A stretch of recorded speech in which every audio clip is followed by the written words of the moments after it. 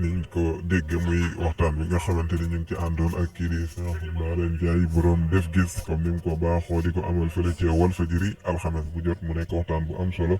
comme niñ ko gisee mu tàmbali waxtaanam di sensibiliser bu baax a baax li nga xamante ni ñoo di jeunesse bi ci li nga xamante ni mooy révision de liste électorale maanaam bindu yu bees yi nga xamante ni ubbi nañ ko mu jëm ci ñi nga xamante ni dañ leen a defal non inscrit sur les listes électorales wala sax ki nga xamante ni dafa am 18 ans wala am carte d'identité nationale te ngir am électeur te amu ko mu ñaax leen bu baax a baax ci ñu fas yéene dem ci fi nga xamante ni mooy bërëb yi dal di dem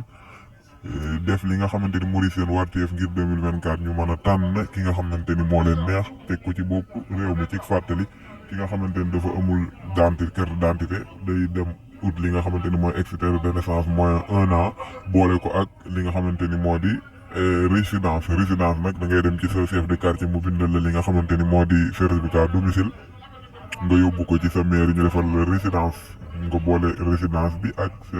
extrait de naissance bi yóbbu ko ci sa dem ci commissariat bi nga gën a jige ngir nga mën a am d'identité ginnaaw boo amee d'identité nag déposé ci police ñu defal la non inscrit sur les listes électorales maanaam yow kat nekkoo ci liste électorale pour mën a voter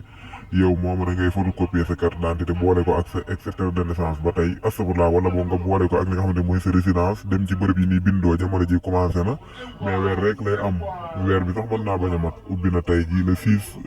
avril ngir ngeen daw mën a dem bindu ci li nga xamante ni moo di liste électorale.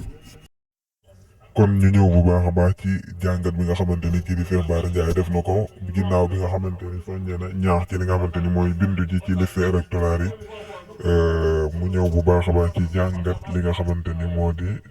troisième mandat bu Macky Sall bi waaye itam li nga xamante ni moo di Mame Mbaye Niang recours bi nga xamante ni mu ngi koy def jëmale ko ci li nga xamante ni mooy àtte bi ñu ko àtte woon digganteem ak Ousmane Sonko. itam mu ñëw bu baax a baax ci diggante Idrissa Seck ak ki nga xamante ni moo di Yankhoba Diattara kon mu ngi ko commencé ci diggante recours bi nga xamante ni Mame Mbaye Niang def na ko nga xam ne ni Mame Mbaye Niang la dafa yëpp Sénégalais yi ndax kat moom ginnaaw bi nga xamante ni dogalu àtte bi génn na dafa xam le woon ni kat am na lim bëggoon maanaam lim sàkk woon ci justice am na ko muy rek fexe ba yoon jox ko dëgg ci kaw Ousmane Sonko ba loolee waral ñu dal di daan Ousmane Sonko ñaari weer yu ñu ko tëdd waaye alamaan ko loo xamante ni mosuñu ko alamaan benn Sénégalais muy 200 millions. mu ni Mame Mbaye Niang nag dafa ñëwaat beneen yoon kat mel ni ku ni lam waxoon ni d'accord na d'accordatu ci mu ne kon loolee day firndeel ni kat ñoom lenn rek lan bëgg muy di Ousmane Sonko waxoon ni aw muy Mame Mbaye Niang topp ma diffamation waaye lenn lañ may topp muy fexe ba lu mën a naxasal li nga xamante ni moo di candidature am ci atum 2024 te loolee day niru ni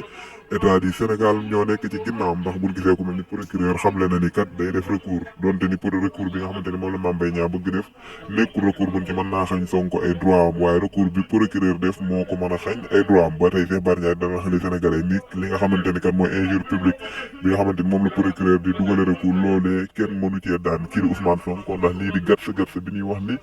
saaga la jigewul sax bay doon saaga comme niñ ko dégg mu ñëw baax a baax ci diggante Idrissa Seck ak ki nga xamante ni moo di Yankhoba Diattara jërë ngeen jëf ci wéy gi ngeen di wéy te ñu topp ci fii di Sonko Focus 2024